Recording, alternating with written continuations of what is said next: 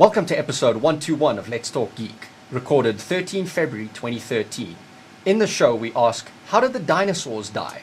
The same way we almost might on February 15th. And, is the concept of cyberspace stupid? Thank you for watching.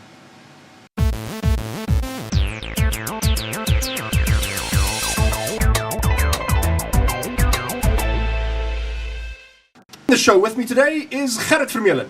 Good evening. And... Jan Vermeulen. And... The Mixer. And... Nope, that's it. Oh well. Welcome to Let's Talk Vermeulen. And thank you, The Mixer, for being here to arbitrate this grievous matter between Vermeulens.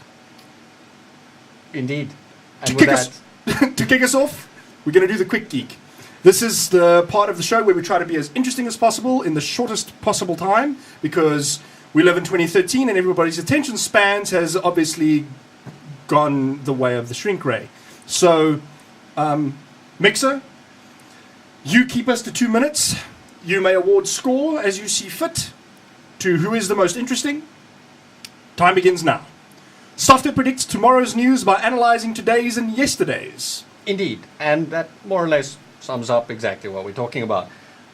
Researchers have created software which predicts when and where disease outbreaks might occur based on previous data sets. So one of the data sets they used was New York Times articles, and with this they kind of successfully predicted cholera outbreaks in Africa, somewhere, I can't remember exactly where now, based on flooding, earlier flooding years. Sounds like Mozambique. No, it's I think a bit more up north. Okay. But stuff like that. So then they add some more data, and the software starts learning that you have to factor in other stuff to, you have to factor in more things to be able to make an accurate prediction. So you look at previous days, yesterday's and the day before's data, and you make a prediction. But it's actually useful. I mean, when I saw the headline, I thought it was just going to be like a proof of how bad journalism is nowadays, because that seems to be like the thing they're to using do. that sort of thing for sports journalism. No. Sports journalism, they're using algorithms to actually write the write the articles. but that's different. Not analysis, just the reporting on what happened during the game. So the system in question was built using 22 years of New York Times articles, and from 1986 to 2007, and it also draws in more information from the web. One of the things that they found particularly useful was DBpedia, which is a structured form of the information inside Wikipedia constructed using crowdsourcing. Cool. So there we go. With that, I welcome our robot overlords. Well, that's something that I'd be surprised if we fit into the 2-minute limit. What killed the dinosaurs and prompted the rise of mammals? Yes, this is actually two articles. One is from The Verge, one is from Ars Technica, because Ars ran the one story first and then they actually picked up on the other one. And the first one is some new data that researchers have found. There's a giant prehistoric crater which was discovered in the 1970s. It's 110 miles wide.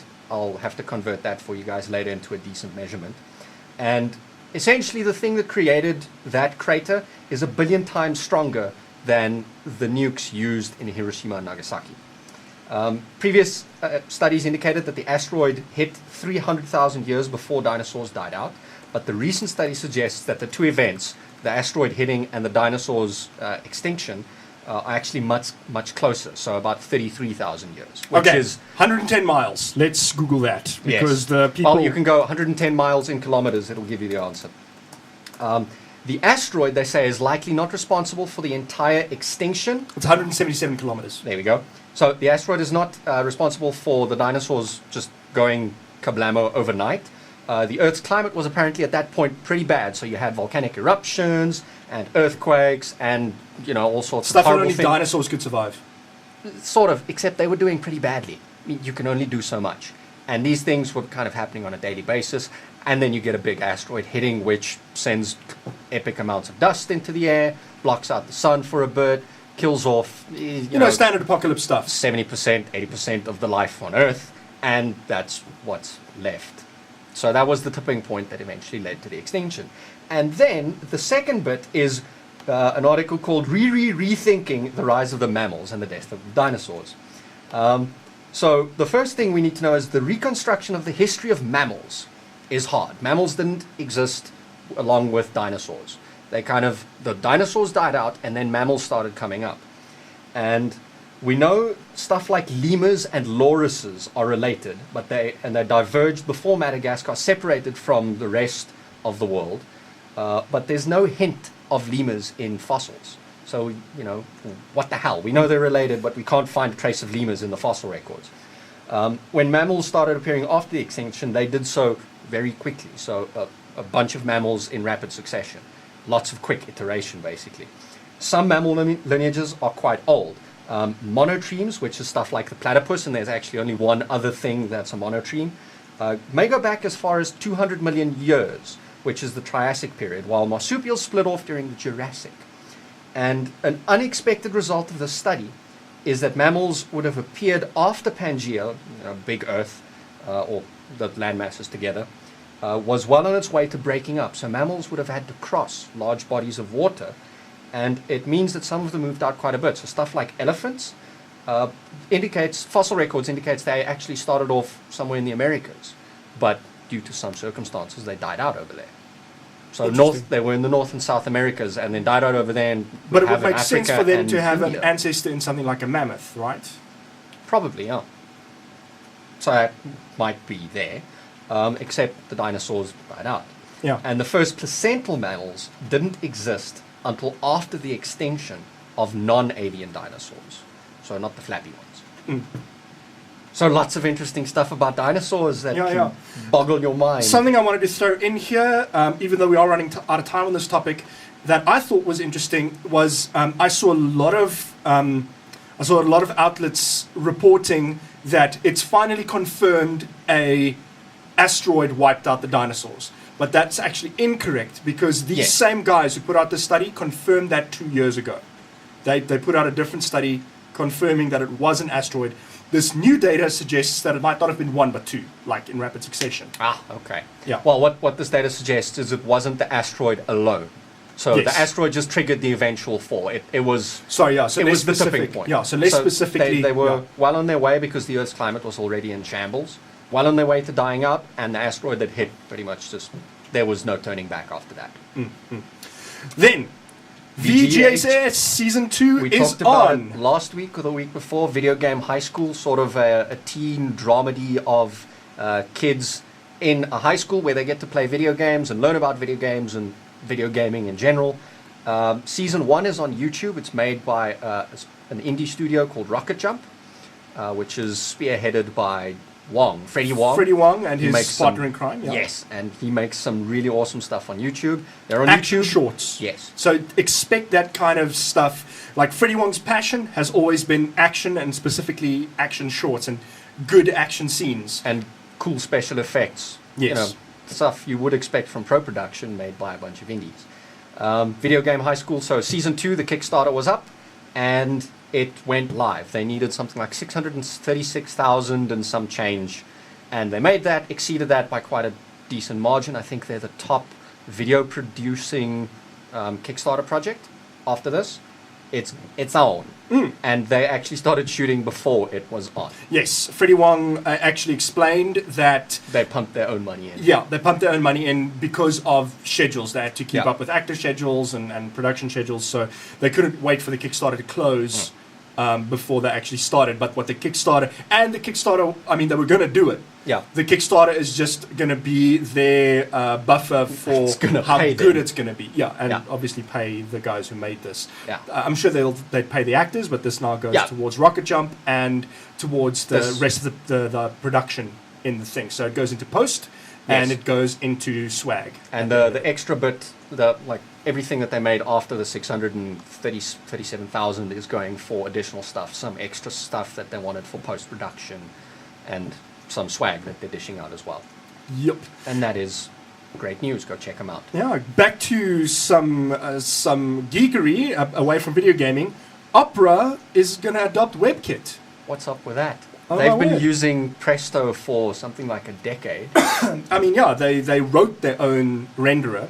And it's pretty solid too. Yeah, well, my problem with Opera has never been the renderer. I thought that their renderer was nice and quick, and it did an okay job. Sometimes the fonts looked a bit bad, but by and large, the renderer was fine. Their problem was the JavaScript engine, in my opinion.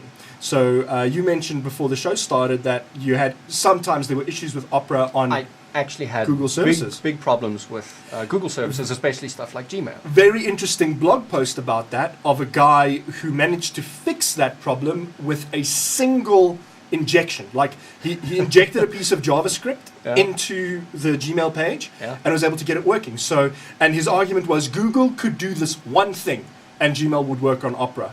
But the fact is, they had niggles in there, and this is something of a debate I'm having on the My Broadband forums whenever I get time with folks in my hands-on of the BlackBerry Z10, which, I mean, in fairness, I only got to spend a very short amount of time with. I mentioned that the browser, while solid, is slow. Performance is bad. And so people argue with me, throwing benchmarks at me, and I'm going, yes, that's great, but all the benchmarks really show is HTML5 compliance and HTML5 canvas drawing, how well that performs. It doesn't show how well sites perform that actually have Flash embedded in them. Yeah, which it usually sucks you dry on a mobile device. Yeah, but the fact is it does have Flash support. But I even went onto Reddit, and what would happen is if I would zoom in, it would actually be fuzzy and then slowly sharpen. It's not quick. It's not as responsive as it is on other devices that do it that way. Have there been any JavaScript benchmarks? Yes, and all the benchmarks, it trounces the competition. But these are just benchmarks that measure one thing, compliance, and how fast the JavaScript engine is. It doesn't actually measure anything else. So that's what I wanted to say here with Opera. Being the most compliant browser, W3C-wise and ECMAScript-wise, has not served them very well at all.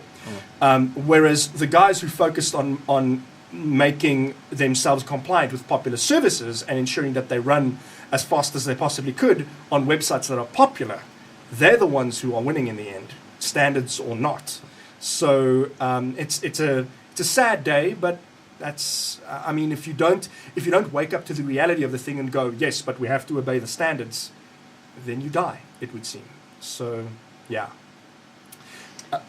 Now, however, with them on WebKit, it does mean that for the first time we're looking at, because people were always saying, why doesn't the W3C, because there was this whole thing about HTML standards not being obeyed, especially in the days of front page and front page extensions. And thank you, Microsoft, for IE6. That why doesn't the W3C just not put out a browser and put this all to bed? WebKit is the first time we're looking at a highly standardized renderer for web pages. I mean, it's being used in Android, it's being used on Mac and iDevices, iOS, and it's being used in Chrome, so which is fast becoming the world's most popular browser. I think it already is. Depends on how you measure it. Yeah. Net applications still rank IE as by far the most popular by unique visitors, by unique users, but Chrome is definitely in there. Yeah. So that would mean that we have WebKit, we have Firefox, whatever they're using, and we have IE. Bets are on for when IE will switch to WebKit. Or Firefox. Or Firefox, That's going to be interesting. Which brings us to the zombie apocalypse. Indeed. Opera adopts WebKit, zombie apocalypse. It all makes sense now, doesn't it? Exactly. So, is it a zombie apocalypse in Norwegia? So, no. This zombie apocalypse was in France, I believe. US. Where was the zombie apocalypse? So what happened was a bunch of hackers took control of a TV station. Yes, a bunch of hackers took control of a TV station. Was he named Zero Cool? Or Crash Override. Yeah, I mean, it's just too good to be true. So, Montana. Montana Television Network. These hackers interrupted the Montana Television Network during a program about teenage love cheats. Yeah, so they were really doing a public service. And broadcast a piece of audio over what was going on, warning people that the dead have risen and are walking the streets and need to be avoided at all costs. At that same moment, there should have been a flash mob in Montana. Would have been great. That would have made front page news for the next week. Yeah. And it would have been the greatest flash mob and the greatest prank of all time. Easily. And getting us back. Back to gaming. Getting us back to some gaming. And zombies, if you wanna. I actually don't know. I haven't played this game. Space zombies. Space zombies. We're talking System Shock 2. This is pretty old school.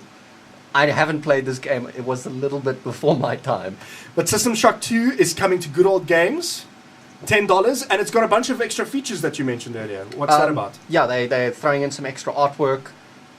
Maybe some high def. Maybe we'll see some high def textures. That'll be nice. Interviews, right? Interviews. The soundtrack as well is thrown in there, and then they said, and much more. So we don't know exactly what they're throwing in here, but knowing Good Old Games, when they say they have a special edition or a digital collector's edition, they mean it. Mm. They don't skimp on the stuff. So this is what my wife is getting me for Valentine's Day. Sold. $10, Good Old Game, GOG.com. Go check them out.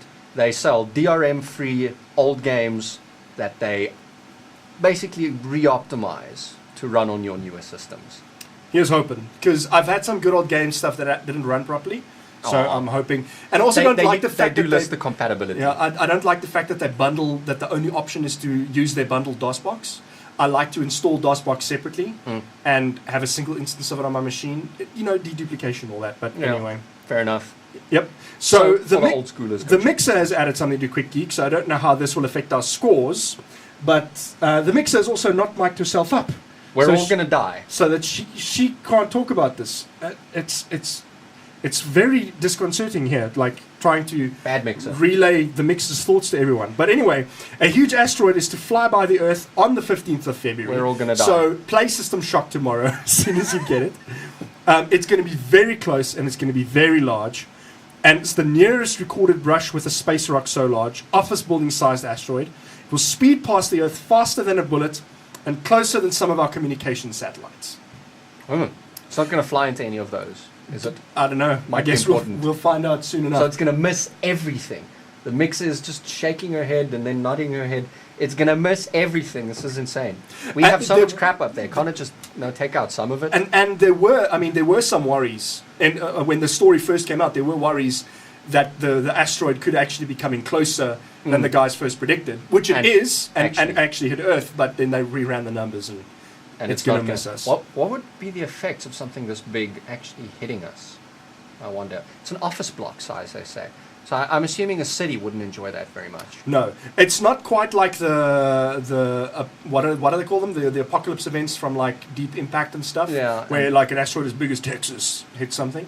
That's a pretty big asteroid. Yeah, which only leaves the different movie. The that's Armageddon. The bacteria. The Drakensberg in KwaZulu-Natal. Very wrong movie. Afloat, but yeah, all in all, this that was 2012, I think. Yeah, Jan was thinking of something else. Yeah, but all in all, boom goes the humans. Well, hopefully not. We have stuff to do. Indeed. With that, I'd like to take us into our Q&A for this episode. And this is straight from Slashdot. My apologies if you've seen it already. Let's talk Slashdot. Is the concept of cyberspace stupid? Okay, I have to ask. And I did ask this before we started the show. What do we mean by cyberspace? Are we talking about the imagery we associate with it? So something like Tron's grid, where things are motorcycles and ships that move on ribbons of light. Are we talking about just an abstract concept of cyberspace, or are we talking the internet? I think we're talking the internet. So the writer is Michael Lind from Salon, and he says that some ideas make you dumber the moment you learn of them. One of those ideas is the concept of cyberspace. He says analogizing cyberspace as a real place leads to an inability to think logically about laws, rules, and how and when the government should or should not intervene to regulate the internet. So he's talking about the internet, and he's arguing basically for internet censorship in some cases. So, I mean, the internet has been a bit of a free-for-all, and which is kind of what it was designed for, and a self-regulating space. So, my problem with government intervention is that it's almost always too conservative.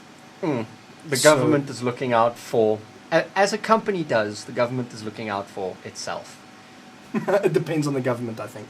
So, but I mean, the fact is, which governments do we trust with the internet? The internet is a public trust for the all of humanity. It's not just one government's property or one to a country's government property. that fully understands the internet. None of them do. Yeah. So, I mean, it's an interesting thing. The article, by the way, is "Stop Pretending Cyberspace Exists," and to that I say, there is a Wikipedia entry for cyberspace. So that reads, Source of all truth. now ubiquitous, in current usage, the term cyberspace refers to the global network of interdependent information technology infrastructures, telecommunications networks, and computer processing systems in which online communication takes place. Ergo, cyberspace is real and it is a thing, maybe. Because cyberspace is a thing like Anonymous is a thing. And this is a point I was making ahead of the show as well. There's a massive misconception still in the mainstream everything about what Anonymous is, because it's commonly referred to as a hacktivist collective. And so when somebody comes up and says, we are Anonymous and we are doing this, then people are like, yeah, but how do I know you're the real Anonymous? And the answer to that is, he's calling himself Anonymous, therefore he's the real Anonymous. That's the beauty of Anonymous. Everyone who wants to be an Anon is one. That's the whole point of the movement. Yeah. Fried Roadkill says we're referring to what happens before the show a lot. Yeah, nothing is off the record on this show. We talk about it beforehand. We talk about it afterward. And bring it into the show, and then we talk about it afterwards. So don't just stick around for the recording and the podcast. Come in for a live show. Lots of stuff happens. And if you want to be on the show, let us know about that too. Yeah, please do. Anyway. So yeah, the whole point of Anonymous is that anyone is or can be anonymous. Cyberspace, similarly so, is a loose knit in the sense that it's very easy to disconnect a system from cyberspace. It's very easy to disconnect a whole country, as Egypt has shown, from at least most of the country. They still had one or two ways. Yeah. I mean, how does the EFF guy put it? The internet sees censorship as damage and roots around it. So, which is, I mean, it's cool. It's a cool thing to say, but it's not entirely true. It is possible to take down, and I think there was a case. Where did the protest spread to? Tunisia? Have I got the right country? The protest spread to a different country, and similar to Egypt, also got taken offline. There are traffic records that show IP traffic to IPs in that country dropping to nil. There were very, very few IPs in the country still that were recorded on different networks. So there was only like one way in and out of the country kind of thing. So that was probably just to keep a stock exchange up and running or something. Yeah, might have been. So the point is that it's also a loose-knit collective. People can join or disconnect as they want, as individuals. Systems can join and disconnect as owners of those systems want. So cyberspace, I mean, it has to have a name, doesn't it? So, I mean, we've called it the internet. Don't know if the word cyberspace is really necessary, except for having another pretty word to use in an article so you don't say internet 50 million times. But the fact is the internet's a place now. Yeah. And my friends live in it. Yeah, the internet just refers to the interconnection of networks. Well, it's the... So the actual space, it makes sense that you want a different word for that. So similar to how the web is different from the internet. Well, it's a subset. The web is an application on top of. So cyberspace is it's the space we've created on the where web. we do things, where we post things, where we say stuff. Yeah. Well, not even on the web, because there are ways where the web and other services interact, where, the lines are sort of blurred. So, like, for example, a web service like Twitter or maybe even Google Plus are indistinguishable from their web counterparts, but there are ways, and it's a web service, but the fact is there are ways of interacting with that service that is not through the web. You can just interact with the URL and get data from that. So even that is that now on the larger internet, or is that still the web? Calling it cyberspace to refer to all these undefined terms is maybe not a bad thing, even though, sort of if somebody slaps a cyber in front of anything, it's a good indication of the fact that they often don't know what they're talking about. So, Fried Roadkill in IRC makes a good point. Cyberspace gives it the illusion that it's a physical location that you could walk down the road to. Sure. So, sure. And so maybe that also then creates that impression that it's a place that can and must be regulated, like a restaurant or, Yeah, now that it's grown popular enough, it needs to be regulated.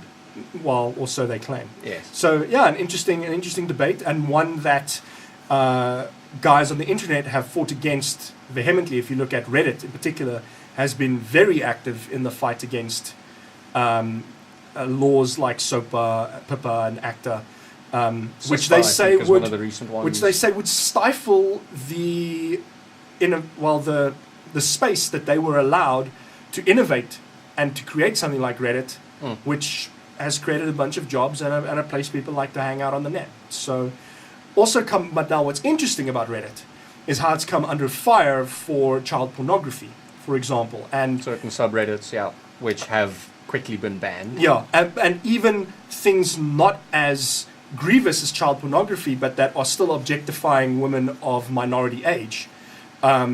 So, I think those subreddits also eventually got banned. Often, commonly referred to as jailbait. Yeah. And exactly. And so there's two people or two camps in general that I've seen. There's always three camps, right? There's the camp that said no form of censorship should be allowed. It should all be self-censorship.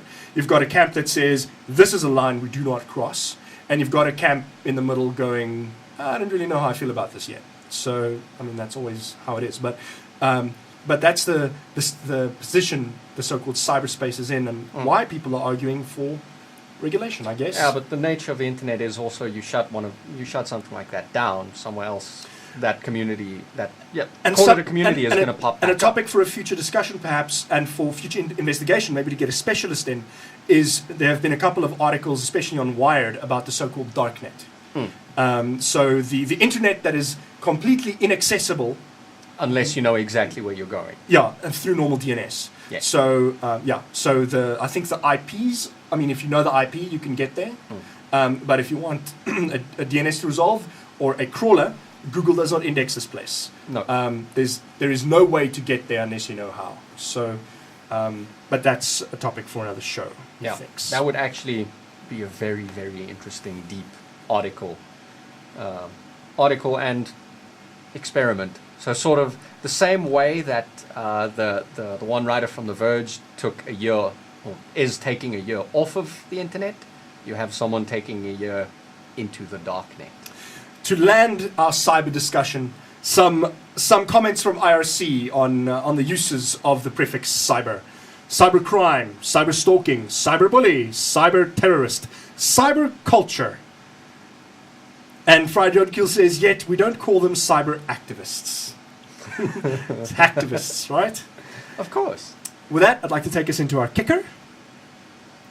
This was hilarious. Finnish anti-piracy site pirates the Pirates Bay content. So now wait, did they take the torrents and except the Pirate Bay doesn't even use torrents? torrents It's anymore. actually the CSS. And it's fine. The site looks exactly like the Pirate Bay, right? So the idea is to spoof the Pirate Bay and be like, don't pirate, even though... opposite of the Pirate Bay. But sort of trick people into clicking on things because it looks like the Pirate Bay. Instead of a brown ship, you have a blue ship. Yeah, and now, however, so that's cool. Copy the look and feel as a form of activism. Why not? But if you go into the CSS, it is copied verbatim. So that's what the argument is. As in, there are definitive ways that you can tell that it's been copied. Absolutely. It even contains the original URL of the Pirate Bay. And some comments and stuff, I think. Yeah, it's pretty easy to tell that this is the Pirates Bay CSS, just copied completely from their site. Good job. What I love about this particular group of anti-piracy guys, and by the way, piracy is bad, okay, but these guys are also just stupid. Case in point. These guys, I'm just looking for my slash dot thing. Even if I don't have a slash dot thing, I can tell you what they did. So we before, in a previous show, we spoke about a girl who had her Winnie the Pooh laptop confiscated for pirating a Finnish artist's album. Attempting to pirate a Finnish artist. I don't even think they managed to actually pull it off. They didn't download it. They just connected to the peers. They connected to the torrent tracker, which is how this site got a hold of her IP address. And so this is the same group who nailed a 9-year-old girl for attempting to pirate. For attempting to pirate something. Okay. Yeah. This is fantastic. Yeah. So, and the writer anonymous on /.notes.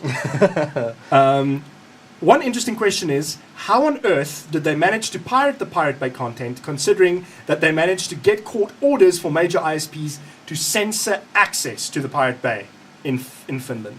So you're not supposed to be able to even get to the Pirate Bay's site. In Finland. So maybe they outsourced it or something. Outsourced it. There are some other ways that really aren't that hard to get to that site. Yeah. Oh, let's just all Tor. I mean, it doesn't take a brain surgeon. With that was really short and sweet. That was a half-an-hour show.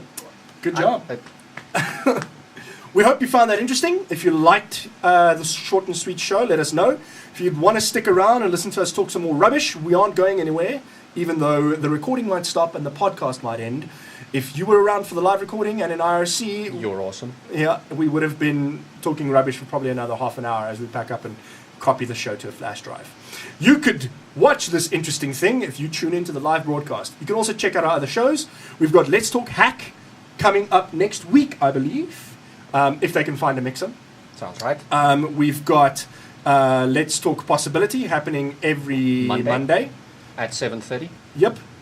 And that's GMT +2 for any international listeners. Yeah, indeed. And you can also check out the rest of our stuff. That's on our website, ltg.letstalknetwork.tv. It's on YouTube. You can follow us on Facebook and Twitter for updates. You can like us on Google Plus for updates as well. You circle people on Google Plus, Brohan. You do. You +1 people on Google Plus and you circle them. Yeah. I'm sorry. Have a nerd card. With that, we'll see you next time.